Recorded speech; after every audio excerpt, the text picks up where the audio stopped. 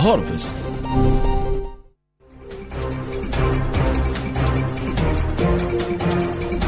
Greetings to you, Africa. This is Iman Nouad with the latest news from across the continent and the world. Algeria is hosting the AITF Roadshow today in Algiers, organized by Afreximbank in collaboration with the Algerian government. The event highlights preparations for the upcoming Intra-African Trade Fair, EATF, in September.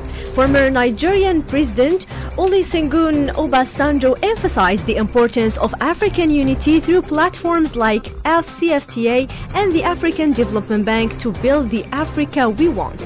Let's hear what he said. Build the Africa we want. And not only the Africa we want, but also the Africa we need. We must move away from people, received ideas, received narrative. Let the narrative be our own narrative. The Africa we need and the Africa we want.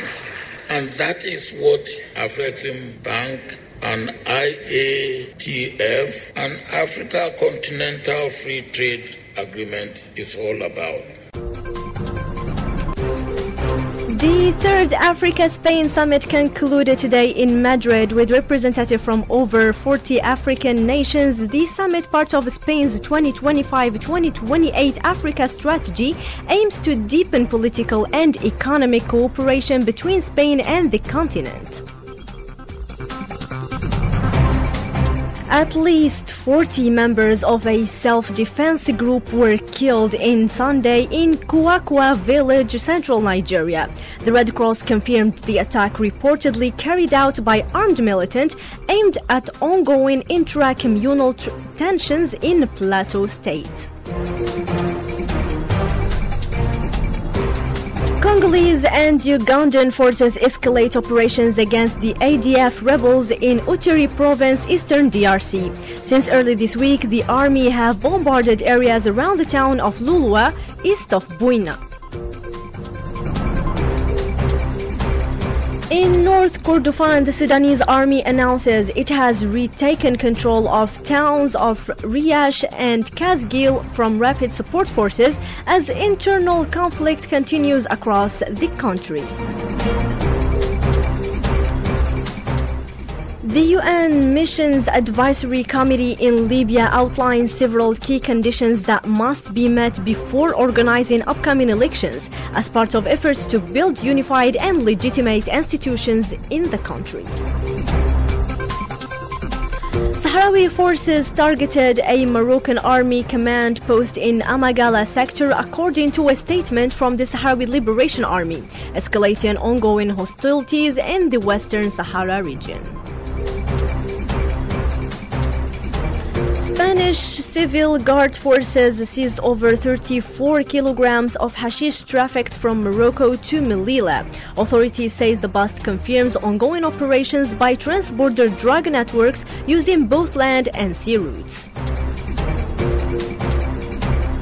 A fire broke out in Cairo telecommunications building on Monday, injuring 14 people and partially disrupting internet and communication services in the Greater Cairo. Heavy rainfall in Cape Town, South Africa left around 4,000 people homeless after severe flooding over the weekend. Local broadcaster South Africa Broadcast reported.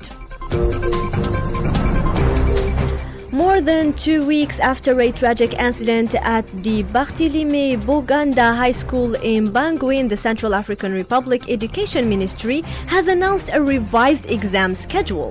Authorities say all necessary measures are in place for a safe exam process. Finally, with the sports, fresh off their 1-0 win over Botswana in CAN 2024 Group B, Algeria's women's football team resumed training with a recovery session. Starters followed a light routine while others trained at full intensity. Algeria's national rugby team crushed Côte d'Ivoire 41-6 in the quarterfinals of the 2025 Rugby Africa Cup in Kampala. The team now awaits the winner of the Namibia-Senegal match with semi-finals set for July 13th. The competition serves as a qualifier for the 2027 Rugby World Cup in Australia. And that, my dear listeners, sums up Today Harvest. Thank you for your attention. Don't go too far and join Sihan Bougazi at the 6:45 p.m. French main news. Keep enjoying today's program with Ifrikya FM, the voice of Africa.